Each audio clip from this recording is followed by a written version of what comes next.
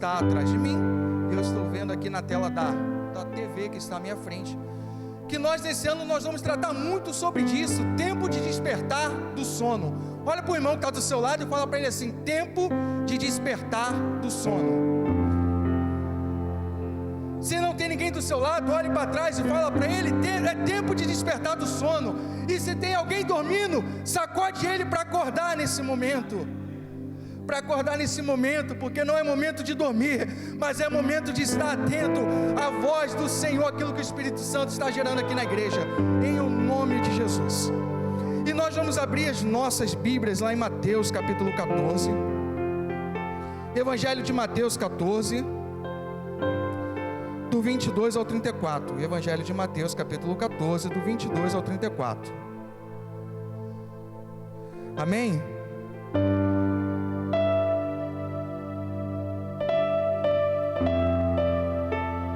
Mateus 14, do 22 ao 34.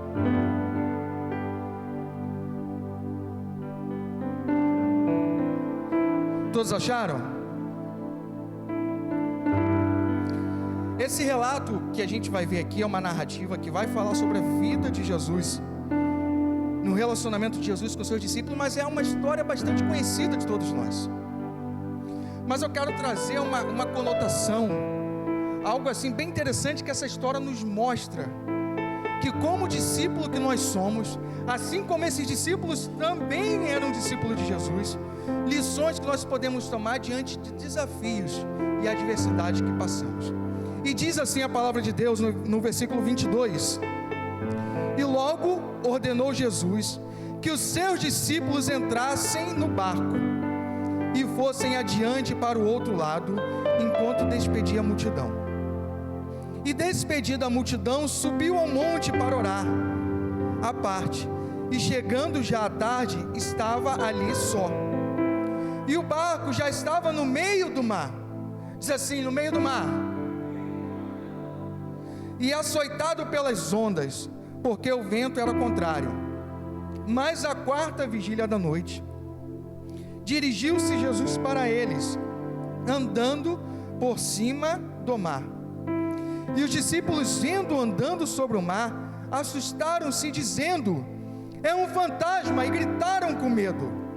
Jesus, porém, lhes falou logo, dizendo: tende bom ânimo, sou eu, não temais. E respondeu-lhe Pedro, e disse: Senhor, se és tu, manda-me ir ter contigo por cima das águas. E ele disse: vem. E Pedro, descendo do barco, andou sobre as águas para ir ter com Jesus. Mas sentindo o forte vento, teve medo. Diz assim: teve medo. Teve medo, e começando a ir para fundo, clamou dizendo: Senhor, salva-me. E logo Jesus, estendendo a mão, segurou-o e disse-lhe: homem de pequena fé, por que duvidaste? E quando subiram para o barco, acalmou o vento. Então aproximaram-se os que estavam no barco e adoraram-no, dizendo: és verdadeiramente o Filho de Deus. E tendo passado para o outro lado, chegaram à tarde de Genezaré. Amém? Deixa eu só beber uma água aqui rapidinho. Aproveitar, né, essa água abençoada.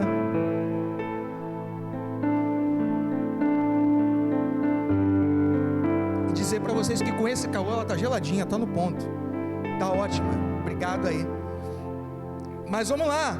Então falei que eu traria uma narrativa que é conhecida da maioria de nós. De repente quem não conhece está podendo ter a oportunidade de ouvi-la hoje.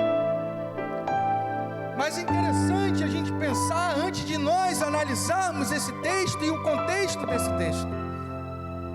Eu queria pensar nesse capítulo como um todo, porque antecedendo a esse fato, teve outros dois fatos marcantes para que pudesse chegar até essa narrativa, como nós lemos do versículo 22. O primeiro se dá quando então Herodes, quem já ouviu falar de Herodes, o tetrarca? Quem já ouviu falar? Muitos aqui conhecem da vida de Herodes. E tetrarca, o significado, se diz governador, que governava sobre as 4 divisões de uma determinada região. E Herodes, ele era da província da Galileia.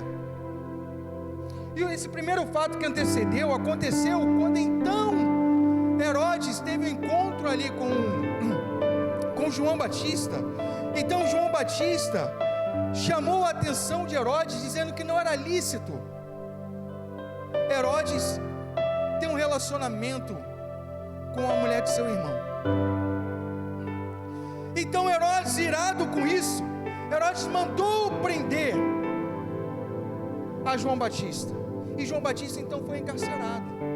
Mas a vontade de Herodes é que era matar João Batista, mas Herodes ficou preocupado que se ele então chegasse a esse fato, ele ficou preocupado porque João Batista era considerado profeta para aqueles que o seguiam. E ele temendo, se então ele chegasse a matar João Batista, a multidão poderia ficar revoltada com tudo isso. Então Herodes resolveu nesse primeiro momento manter João Batista encarcerado. Mas aí então entra um outro fato nessa mesma narrativa que eu estou falando aqui de Herodes, que Herodes então resolve dar uma festa. E quando a festa, ali logo a gente sabe que as pessoas acabam o quê? Extrapolando. E assim aconteceu com Herodes. Naquela festa havia muitas bebidas, havia muitas mulheres e danças e essas coisas todas. E Herodes então, juntamente com seus príncipes, com seus conselheiros, ali extrapolaram, beberam um pouco mais da conta. Então ali naquele momento de euforia,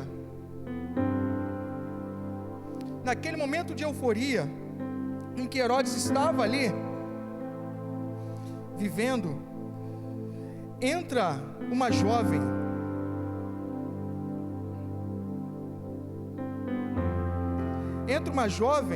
que estava ali festejando, aquele momento natalício. Entra uma jovem, a filha de Herodias, diante dele, e agradou Herodes, sendo que Herodes então fez um juramento que predisse que tudo o que pedisse aquela que então lhe agradasse, ele então faria. Só que essa jovem nada mais era que a filha da mulher do irmão de Herodes. Então ela, temendo ali logo tudo que ela pedisse, então Herodes faria, ela correu então até sua mãe e foi buscar orientação. E a orientação que sua mãe deu fora que pedisse a cabeça de João Batista e a entregasse numa bandeja. Então quando essa jovem chega diante de Herodes e fala: meu senhor, eu tenho um pedido a te fazer. E Herodes: então peça, que tudo que pedires eu te farei. E ela pede a cabeça de João Batista. E Herodes, consentindo muito de tudo aquilo que estava acontecendo, porque o desejo dele não era que acontecesse isso, não era fazer isso, mas ele lembrou-se das palavras que ele tinha feito, do juramento que ele tinha feito, que aquela que lhe agradasse, então tudo o que ele pedira seria feito. E ele, temendo não fazer, porque ele fez esse juramento diante das pessoas que ali estavam. Então, conforme a sua palavra, Herodes então manda decapitar João Batista. E logo assim, quando degolam a João Batista, trazem a cabeça dele na bandeja e entregam essa jovem. E essa jovem leva para sua mãe. Então os discípulos de João Batista, quando então souberam da morte dele, foram logo prontamente buscar o corpo de João Batista para que pudesse ser sepultado. E fazendo então o sepultamento de João Batista, eles também tiveram uma outra atitude, que fora ir até Jesus e comunicar da morte de João. E Jesus, consentindo muito no seu coração, Jesus estava ali com uma multidão, ele resolveu ter uma atitude diante dessa situação. Logo ele se afastou da multidão e foi para um lugar mais isolado. Ele partiu dali e foi por um barco para um lugar deserto, apartando-se da multidão. Mas aquela multidão que estava com Jesus não se contentou com o afastamento de Jesus. Jesus pegou um barco, atravessou e foi para um lugar mais distante. Mas eles seguiram a Jesus a pé. Só que Jesus estava num lugar deserto e aquela multidão caminhou durante horas para ir até Jesus. E logo quando nós caminhamos, o que nós sentimos? Fome e sede. Nós caminhamos muito, principalmente numa área quente. Imagine você nesse calor que fez hoje no Rio de Janeiro, em Diácono Átila. Você sai daqui de Jardim América e me fala assim: eu irei até a Copacabana andando.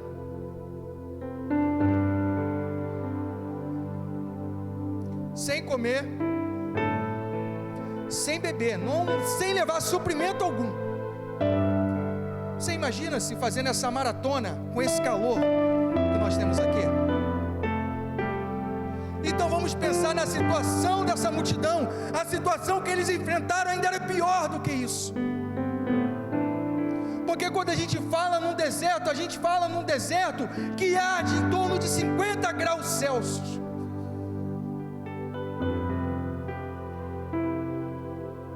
Com uma sensação térmica de 60.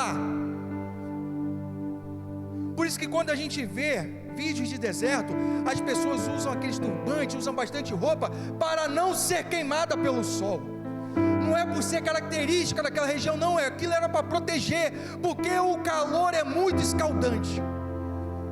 Aqui a gente ainda suporta, né? A gente tira uma camiseta, a gente aguenta o sol pegando sobre nós. Mas numa região de deserto, se você tirar a camiseta, você vai ser todo queimado, porque o calor é muito intenso. Então essa multidão foi atrás de Jesus, e quando chega diante de Jesus, eles chegam com muita fome. A gente costuma dizer que crente tem muita fome, não é verdade? É verdade, Diácono? Fazer festa para crente não é fácil, não.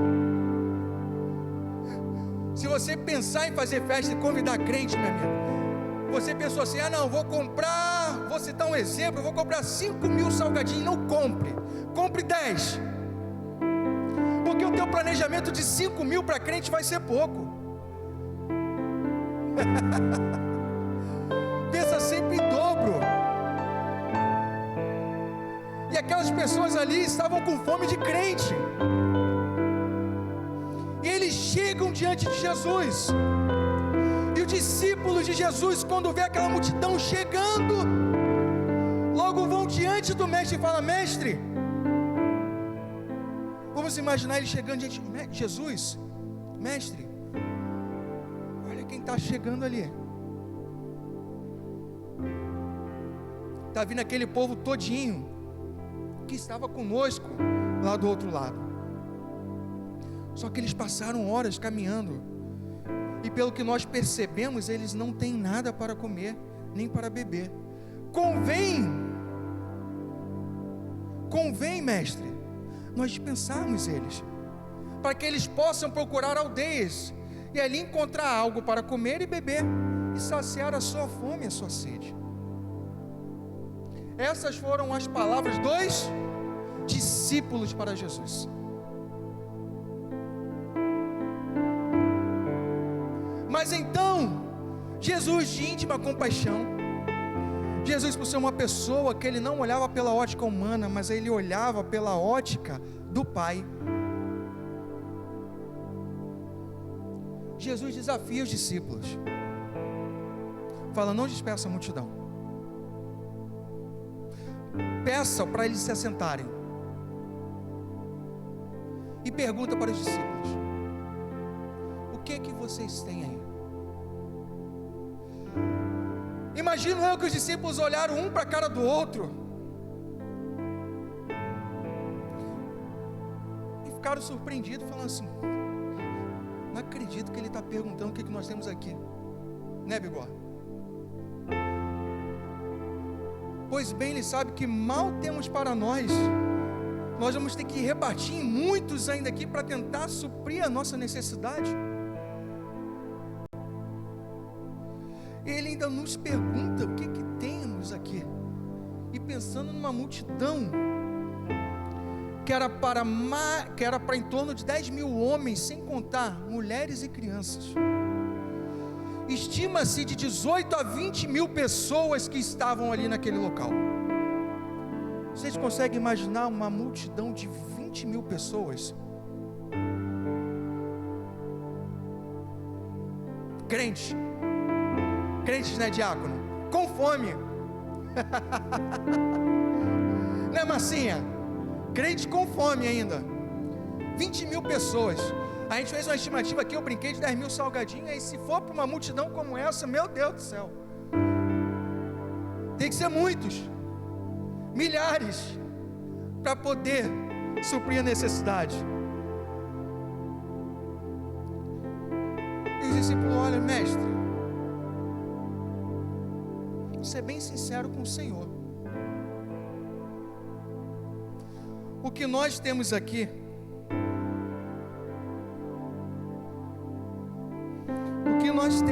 mestre,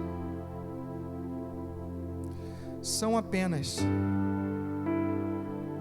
5 pães e 2 5 pães e 2 5 pães e 2 peixes. Se nós pensarmos em 5 pães e 2 peixes, não alimenta nem o público que está aqui na igreja. Imagina-se em torno de 20 mil pessoas.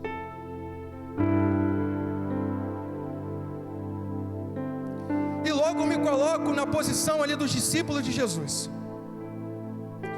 e eu fico a pensar que quando então ele faz essa pergunta, e quando a gente traz a resposta para ele, eu fico a pensar: não, agora sim, eu acho que agora ele vai dar ouvido para a gente, vai pedir para a gente dispensar a multidão, porque 5 pães e 2 peixes não dá para nada, é pouco até para nós. Eu fico a pensar, me colocando na posição daqueles homens, porque eles não conseguiam ter na mente deles humana uma saída em que pudesse ter solução para alimentar aquela multidão. Mas Jesus então desafia eles mais uma vez e fala para eles: traz-me aqui.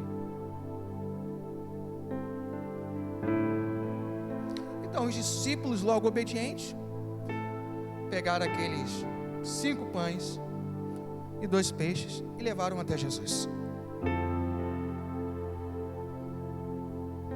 E Jesus, tendo graça, pega o pão e, tendo dado graça, o repartiu. Mas eu quero pensar com vocês, porque quando ele repartiu, não é que, começou a cair do céu ali milhares de pães e as pessoas foram pegando. Não, ele repartiu e entregou os discípulos para que assim o fizesse. A multiplicação se deu assim, entendendo que era a divisão, era necessária o compartilhamento para o milagre poder acontecer. Porque conforme eles foram entregando um para o outro, e assim eles foram entregando um para o outro, e foram entregando para a multidão, aquele pão foi se multiplicando, aquele pão foi aumentando, e todos ali repartiam.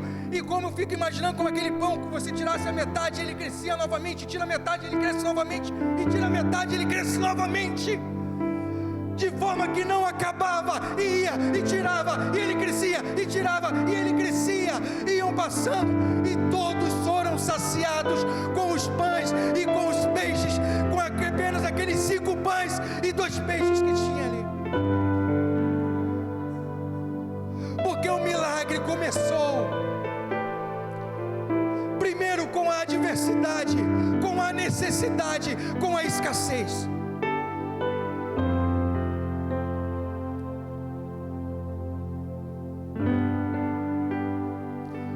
a palavra diz que sobejou aquilo que eles repartiram ali, e todos comeram e se saciaram e se levantaram dos pedaços que sobraram, 12 cestos cheios de 5 pães e 2 peixes, foi levantado 12 cestos cheios. E o que eu quero dizer para você, meu irmão e minha irmã, que não importa o pouco que você tem, mas se for diante do Senhor, eu quero dizer para você, o pouco que você tem vai se tornar em muito.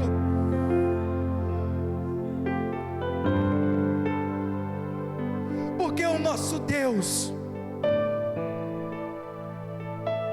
Ele continua operando sinais e maravilhas no nosso meio, porque nós não dependemos da circunstância, mas nós dependemos do favor do céu. E se o favor do céu estiver em nós, o pouco se tornará em muito.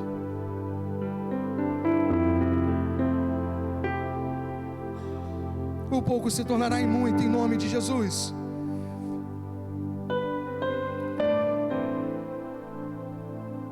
Então, logo que aconteceu esse fato, agora a gente entra no texto que nós lemos, a partir do versículo 22. Que Jesus então ordenou aos seus discípulos que entrassem no quê? No barco, e passassem diante para o outro lado, atravessando, enquanto ele despedia a multidão. E os discípulos, ouvindo isso, logo de pronto, assim fizeram. Pegaram o barco e começaram a entrar mar adentro. E Jesus estava ali com a multidão.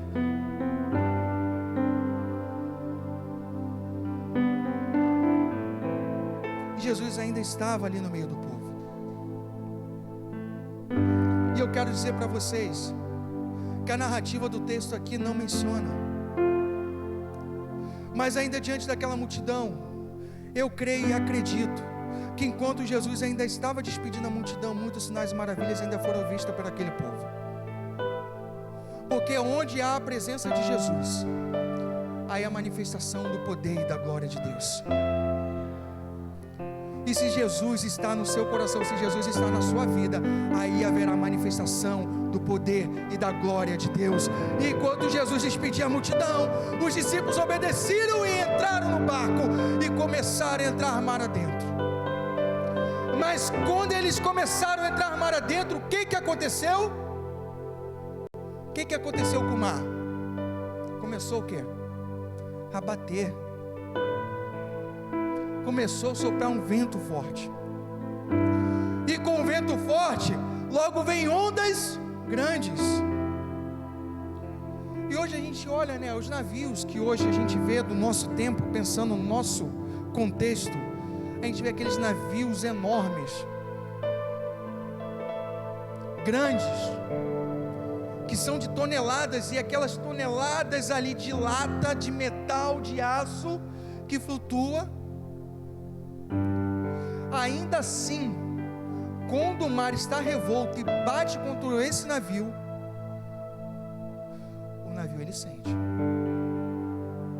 ele sacode. Imagina se esse barco, que não é um navio de grande proporção, com tanta tecnologia que a gente vê nos dias de hoje, imagina se a situação desses discípulos. A gente está aqui com o nosso irmão, né? Que é marinheiro. Já teve experiência com mar revolto? É fácil? Não é fácil. E a gente está falando de um navio de grande proporção. Experiência própria. Seu irmão trabalha. Imagina se você com um barco pequeno no mar revolto. E o vento começou a soprar. E as ondas crescerem, as ondas batiam sobre aquele barco. E aqueles homens, aqueles discípulos, temendo-se que o mal poderia acontecer, porque se aquele barco vira, se aquele barco quebra, se aquele barco afunda, eles não tinham perspectiva de salvação. A probabilidade deles virem a óbito, deles morrerem, era de 99,9%. O 0,01% é um milagre de Deus. É a mão do Altíssimo dizendo: não chegou a tua hora, eu vou te pegar, vou jogar uma onda, tu vai parar lá numa ilha deserta, ou tu vai parar lá na areia, porque a probabilidade era 99,99% daqueles homens virem a pique e morrerem. E por isso eles temeram, porque o que a gente estava falando ali também era de homens que tinham experiência com o mar. Era Pedro. O que Pedro era? Pescador. Pescador, o que ele vai? Pescar aonde? No mar. Pedro tinha experiência com o mar. Então a gente estava falando de homens que tinham experiência. Então o mar estava revolto e o barco balançava para um lado e para o outro.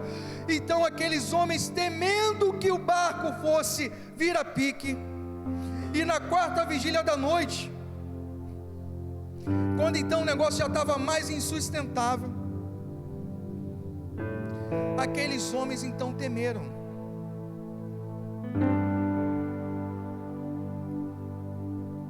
Aqueles homens então temeram.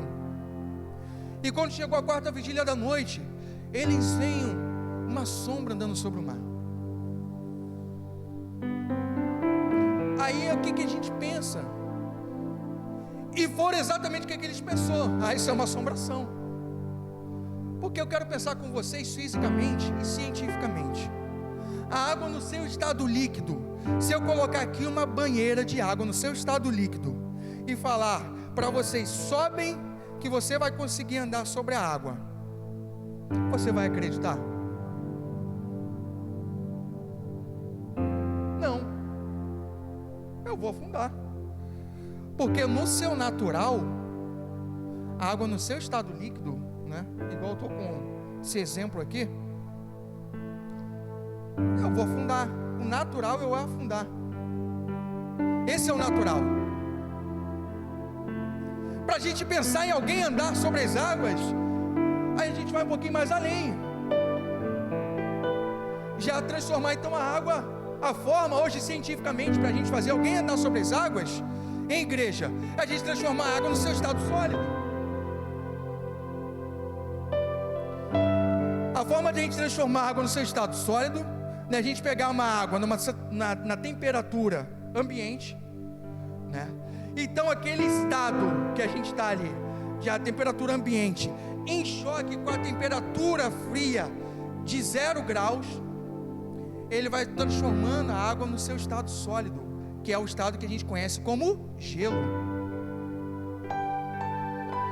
Agora, se eu pego essa mesma bacia e faço então esse processo de transformar essa água líquida em estado sólido e falar para você: Diácono Átila, sobe aí que agora você vai andar sobre a água.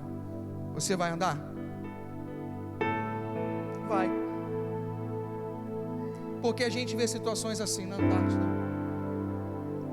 em países que tem mais frio, quando congelam os lagos, eles começam a fazer patinação no gelo, em cima daquele lago congelado, porque fica uma crosta de gelo tão grossa, que para arrebentar aquilo ali, nem se pegar sexta-feira aquela marreta que a gente quebrou isso aqui, ó, a picareta, não arrebenta fácil, porque a água no seu estado sólido, ela é muito forte. Ela é muito forte.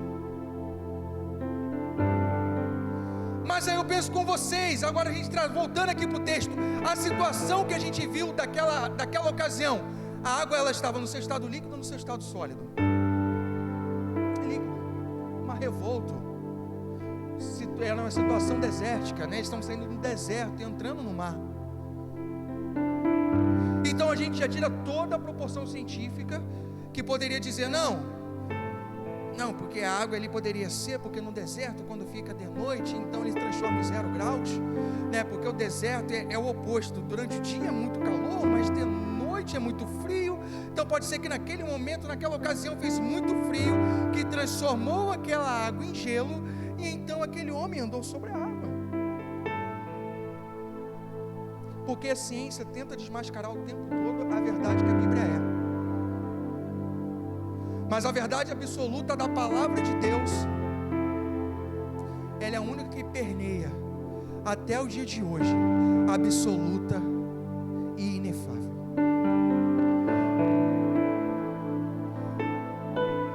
Ela é absoluta.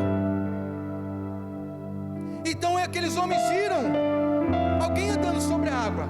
Então você logo pensar, caramba, a água no seu estado líquido é impossível andar. Então aquilo é uma assombração, é um fantasma.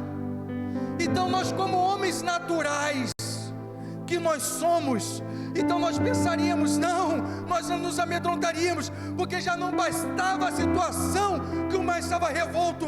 Agora eu vejo uma outra situação que é totalmente fora da minha realidade.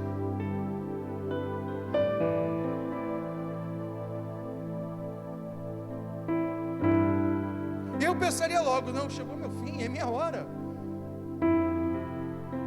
Como diz aí no mundo, né?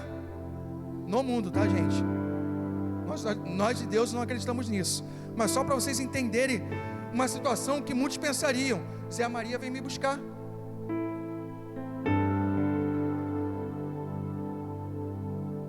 Não é verdade? Chegou a minha hora. E lá vem Zé Maria, acabou para mim, né, Bigode? É um fantasma, é uma assombração. Abriu a porta, já era, acabou. Eu acho que eu não vou deixar ele me pegar, vou me jogar no mar.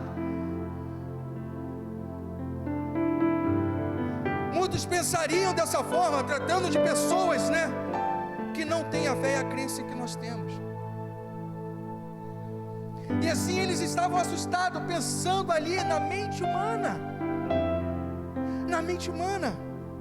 Eles estavam assustados e com medo. Então assim, para a gente entender um pouco disso, o primeiro aspecto que eu separo aqui, que nós aprendemos com os discípulos de Jesus, é que eles, primeiro, para acontecer um milagre na vida deles, eles primeiro tiveram que passar por um processo. E o primeiro processo que eles passaram foram obedecer. Mas vocês devem estar me perguntando, mas como é que eles obedeceram? Logo no versículo 22. Porque quando Jesus estava com a multidão e mandou eles entrarem no barco, eu, Alain, se eu fosse ali, estivesse com Jesus naquele momento, eu falei: não, Jesus, olha só, eu vou ficar aqui contigo. Assim que o Senhor te pedir, nós vamos todos juntos. Nós vamos todos juntos. Né, Marcos? Eu pensaria assim: não, vou ficar aqui com o Senhor. E quando assim concluir, nós vamos juntos. Não tem necessidade de a gente na frente. Eu, Alain, eu ia querer ficar ali com Jesus.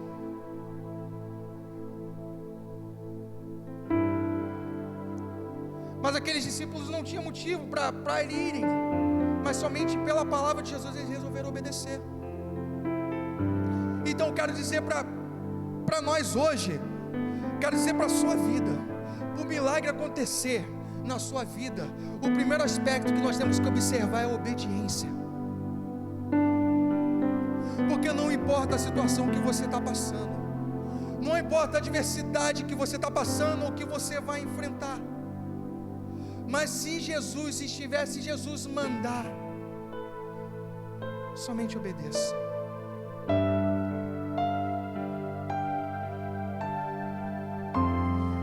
Se Ele mandar você se dirigir para a sua despensa e você saber que a sua despensa está vazia, eu quero trazer uma realidade que às vezes pode ser a realidade de muitos de nós. E Jesus mandar se dirigir para a sua despensa e você sabendo que a sua despensa está vazia, e Ele fala: ora, porque ali tem a multiplicação. Não duvide, obedeça e ora. Porque quando você abrir a sua despensa, você pode ter uma surpresa. Porque o milagre, o primeiro aspecto, ele vai acontecer se somente nós obedecermos à voz de Jesus. O problema é que muitas vezes nós olhamos com a nossa ótica humana, nós olhamos todas as situações da nossa vida com o nosso olhar humano e deixamos de ser espiritual para muitas situações, sendo que a nossa vida não é mais carnal, mas nós agora vivemos pela fé.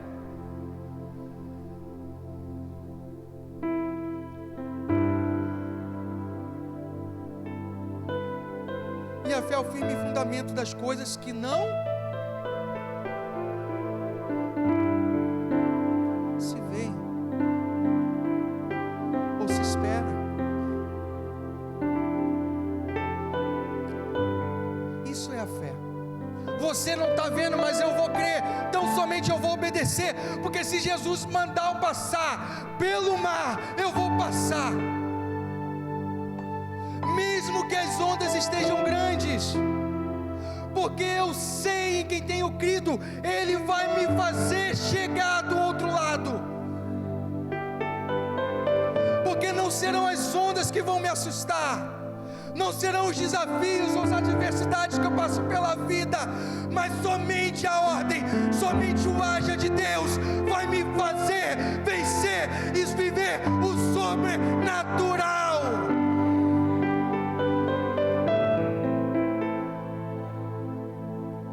Porque nós não vivemos por vista, porque nós não dependemos das situações. A igreja tem que despertar, é tempo de despertar do sono, ainda que as situações, as notícias sejam contrárias, ainda que a gente olhe para tudo que está acontecendo no mundo, ou no nosso país, ou na nossa cidade, ou no nosso bairro.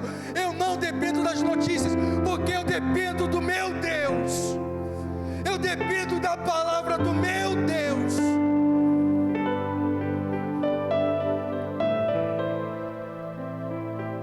Porque a minha vida é dele, o tempo é dele.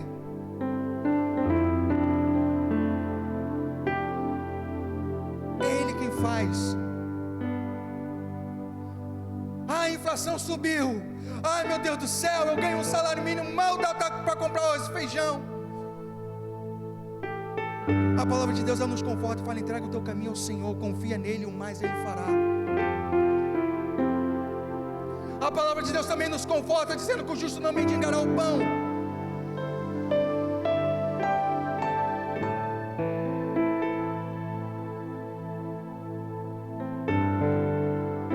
Porque quando Deus ele manda a palavra, quando Deus ele ordena, meu irmão,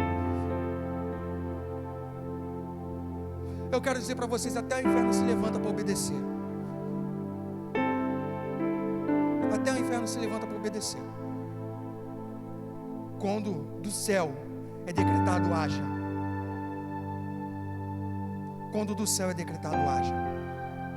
Então o primeiro aspecto é obedecer. E assim os discípulos fizeram. Assim os discípulos fizeram. Muitos deles de repente não entenderam o porquê. Se eles poderiam ficar com Jesus, mas assim eles fizeram.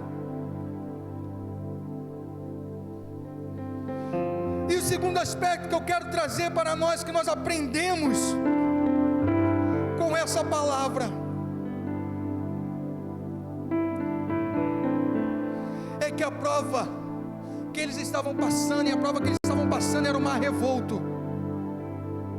A prova que nós passamos na nossa vida não significa que Deus está distante. O deserto que você está enfrentando, que eu estou enfrentando, não significa que Deus está longe.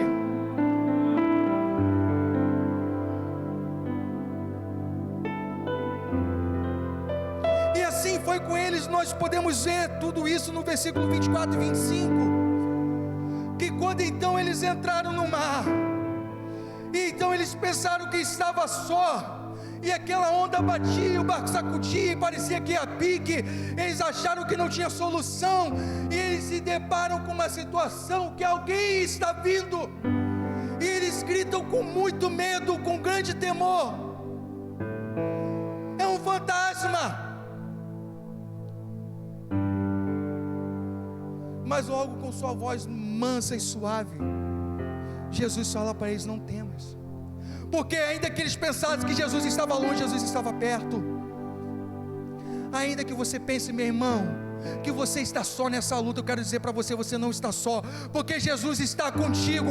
O teu barco não vai a pique, a tua luta não vai ficar assim, porque Ele está tomando ela em suas mãos.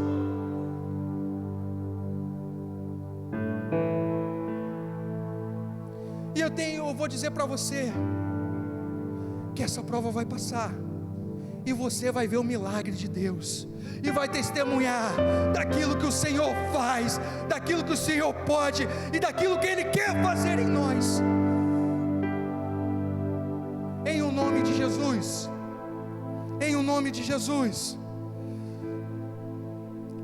Porque não significa distância, mas muito nos mostra que quanto mais nós passamos pela luta, mais perto Jesus está de nós.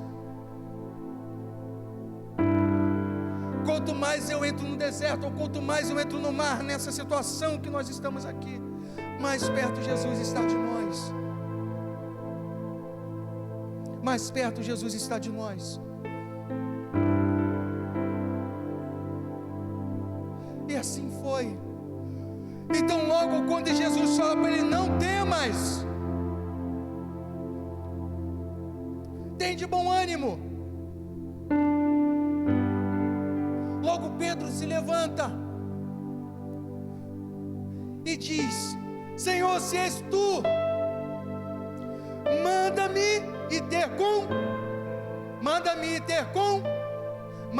ter contigo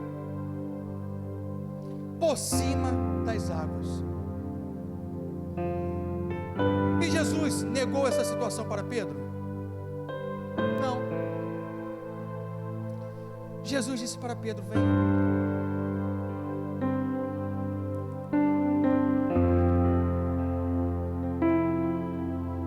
O nosso Deus, como um bom Pai, Ele está dizendo para nós: vem, filho.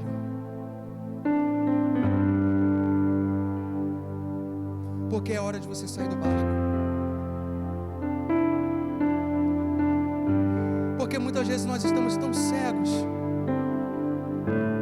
porque nós só olhamos a situação, nós só olhamos as adversidades, as tempestades, os temporais.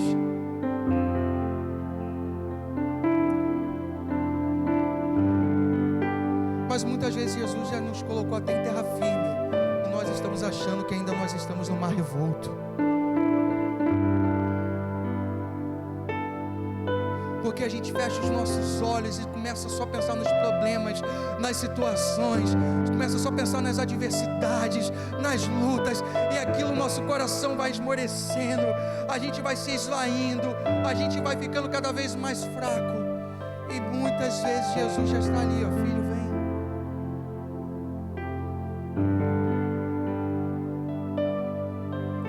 Tudo já passou. E Jesus fala para Pedro: vem. E o que Pedro fez? Ele foi.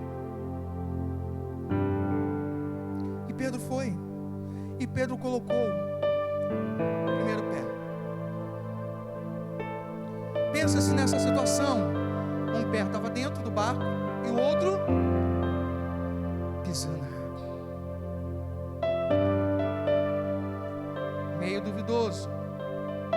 E Jesus esperando, e Pedro vai então, porque ele sentiu que o primeiro pé ficou firme, ele coloca o segundo, os dois pés. Mas só que Pedro agora já numa situação favorável para ele começa a olhar para as circunstâncias, porque o vento estava soprando. E Pedro ainda começa, Pedro olha para a circunstância, vê que o vento está soprando, vê que as ondas ainda estão batendo. E logo o que vem sobre Pedro? Medo. E quando o medo vem, o que aconteceu com Pedro? Afundou. Eu quero dizer para vocês, meus irmãos, muitas vezes na vida, o medo vem para nos destruir, para nos afogar, para nos fazer submergir. Mas o verbo vivo, a palavra de Deus, ela veio para nos dar vida, veio para nos trazer para cima. Ela veio para nos trazer para cima. Porque foi assim que aconteceu com Pedro. Porque ele olhou pela circunstância, quando ele sentiu o vento, que ele viu as ondas, logo ele teve medo e começou a afundar. E que o diabo tem feito em nós, ele tem colocado medo, ele tem colocado situações para que nós possamos nos acovardar, para que nós possamos nos paralisar e não ir adiante. Enquanto Deus está nos chamando, vem filho, vem filho,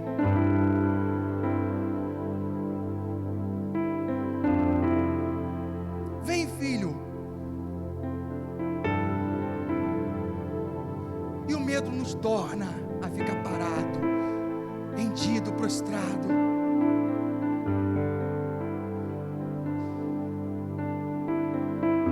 E logo Jesus então estendeu a mão para Pedro.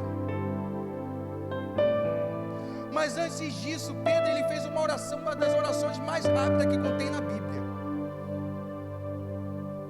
Quando Pedro estava afundando, ele fez a oração mais rápida que contém na Bíblia. De repente você não parou para perceber isso. Que ele falou para Jesus: Jesus, salva-me. Quando Pedro fala Jesus, salva-me, ele estava orando.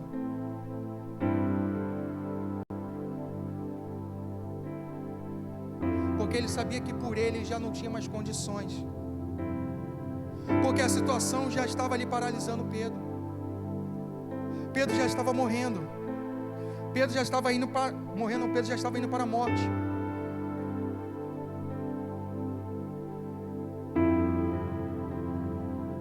E qual a lição que a gente tem nisso aqui? Que muitas vezes quando o medo vem sobre a nossa vida, quando as situações, as adversidades vêm na nossa vida, basta apenas a gente dizer essa palavra: Jesus, salva-me.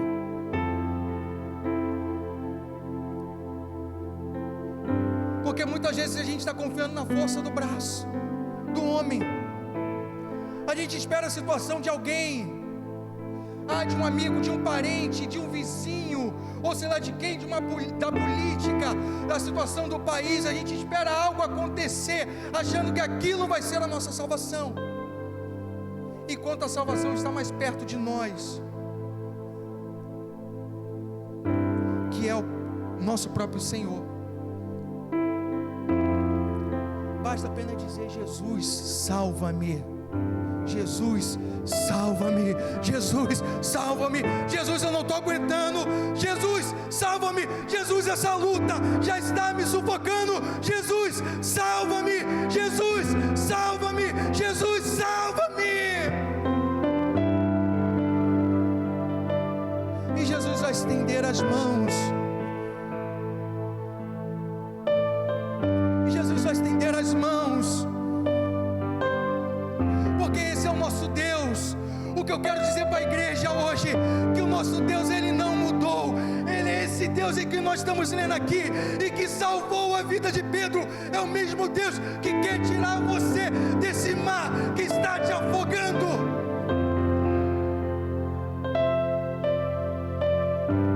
Ele é o mesmo Deus.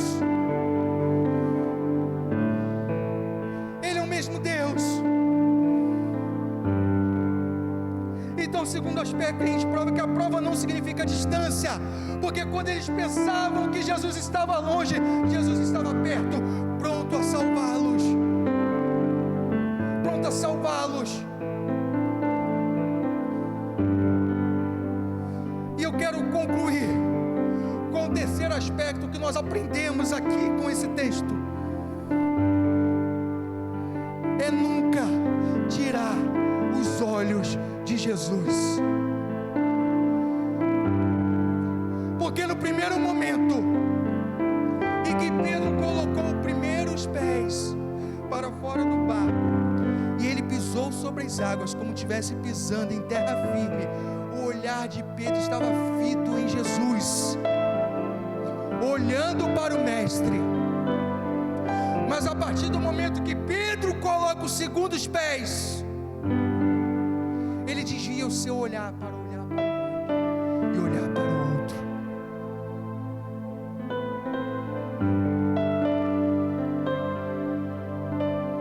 Ah, meus irmãos, quando nós tiramos os olhos de Jesus,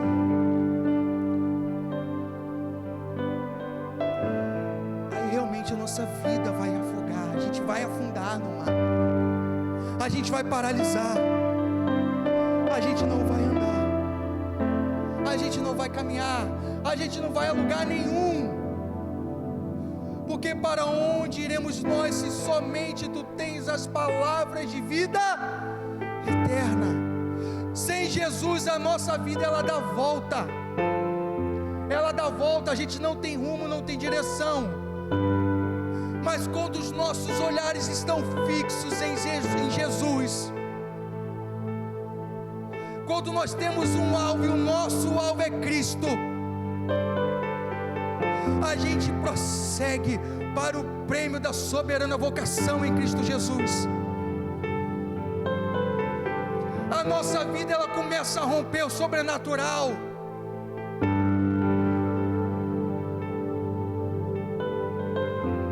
Eu começo a não olhar mais para as circunstâncias, eu não começo mais a olhar para os lados, não começo mais a olhar para as situações, não começo a olhar mais para as adversidades, mas eu olho para Jesus, o autor e consumador da minha fé.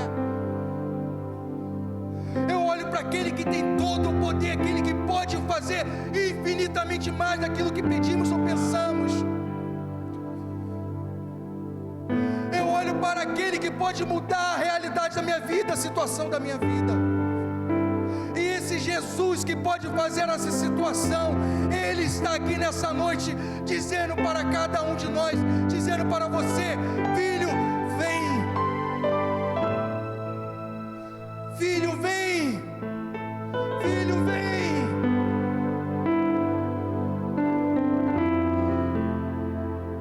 Você não vai afundar nesse mar. Vem, filho, porque eu estou com as mãos estendidas para você. Nós vamos andar sobre as águas.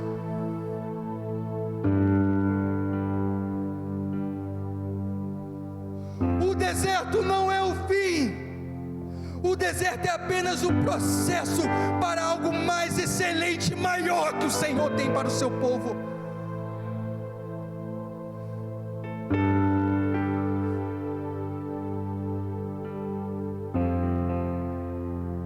E aqueles que entendem e que conseguem perceber essa voz do Senhor dizendo: vem,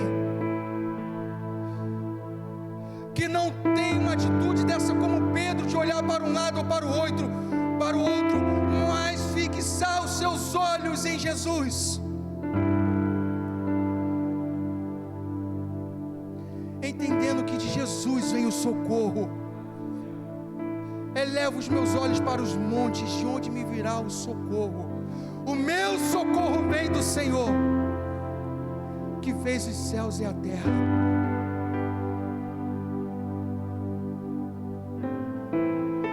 Quando o salmista fala que quando eu elevo os meus olhos para os montes, ele não está dizendo literalmente olhar para os montes, mas é olhar para o alto, é olhar para o céu. Porque quando nós olhamos para o céu, quando nós olhamos para Deus, quando nós olhamos para Jesus, na minha vida não tem mais a cultura dessa terra, mas na minha vida agora eu vou viver a cultura do céu. E quando a cultura do céu está em mim, e quando a cultura do céu, quando o céu desce na terra em meu favor, ah, meu amigo, ah, meu irmão, ah, minha irmã, nós veremos o impossível acontecer.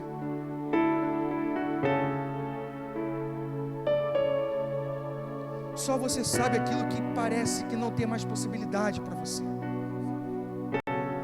Só você sabe aquilo que parece impossível. Só você sabe as lutas que você tem passado. Mas assim como Pedro falou: Jesus, salva-me, Jesus também está esperando de você somente essa atitude, de fazer essa oração, Jesus, salva-me, para que Ele possa dizer para você: filho, venha. Feche os seus olhos nessa noite. Feche os seus olhos nessa noite. Feche os seus olhos nessa noite. E ouça o Santo Espírito falar no teu coração. Ouça a voz de Deus. Faça essa oração de Pedro. Pois você sabe o que você tem passado, você sabe a luta que você tem enfrentado, você sabe os desafios que você tem vivido, você sabe aquilo que você tem esperado no Senhor, que muitas vezes você acha que não tem solução. Eu quero dizer para você que isso não é o fim. Eu quero dizer para você que o Deus que operou o milagre na vida dos discípulos vai operar o milagre na sua vida nessa noite, em nome de Jesus. De repente é uma cura que você espera, e eu profetizo em nome de Jesus a cura do Senhor, em nome de Jesus.